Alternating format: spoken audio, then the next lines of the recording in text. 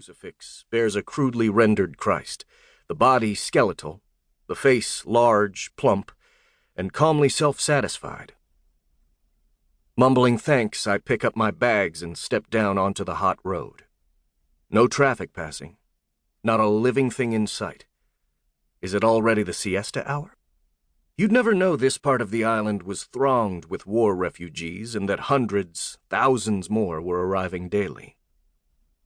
The bus stays put, idling, the driver slumped behind the wheel as if already napping behind his sunglasses. Nothing wants to be awake right now. I've barely slept in 50 hours, an overnight flight, a second night on a ferry, and as I close and rub my eyes, a montage of pre-sleep psychedelia starts looping. Across the road, a town of whitewashed houses with terracotta roofs climbs the face of a high crag, topped by a crusader castle. On this side of the road, olive groves fall away downhill to a long rank of cypresses, the sea glistening beyond. I turn onto a dirt lane and let the slope carry me down through the olive groves, past a few shuttered houses, gaping worksheds, a weedy lot where the hulks of cars sit rotting.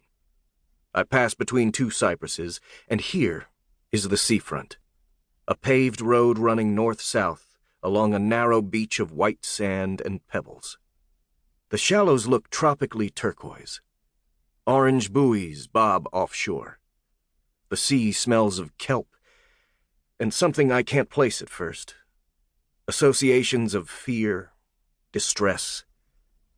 It's iodine, the intensely stinging stuff my mother painted onto cuts when I was small. On the low seawall, beside a pack of Greek cigarettes and a half-empty water bottle, there's a coil of rope, some barbed steel hooks, and a cookie tin full of chicken feet, the raw gray-pink of earthworms. Beyond them sits a white plastic pail. I look inside. A glutinous, translucent mass of octopods, motionless, though they give a faint impression of trembling.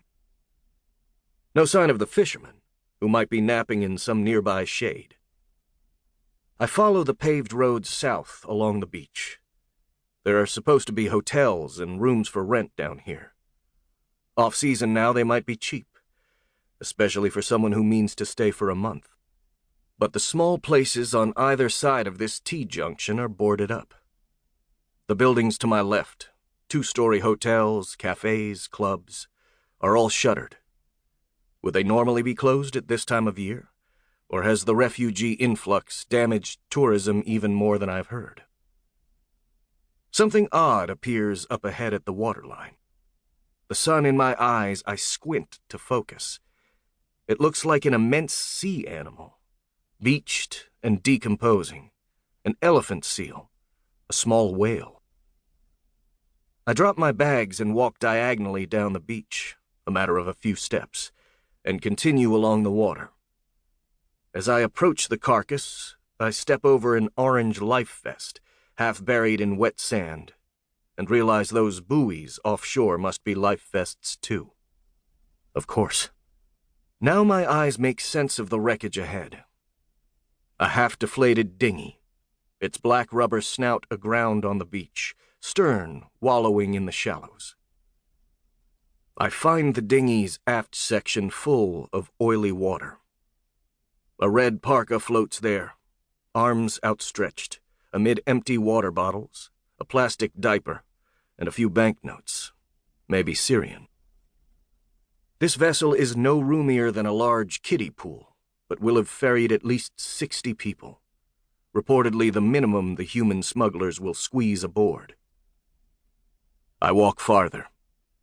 Another dinghy is half submerged some distance out and drifting shoreward. On the tide line and in the shallows, more life jackets, water bottles, disposable diapers, a saturated hoodie, an infant soother, cigarette butts. 2 sodden work boots, the laces loose and weed-twined. A map turning to gruel in a plastic sandwich bag. A green headscarf, the clasp pin still attached. A tiny shoe with pink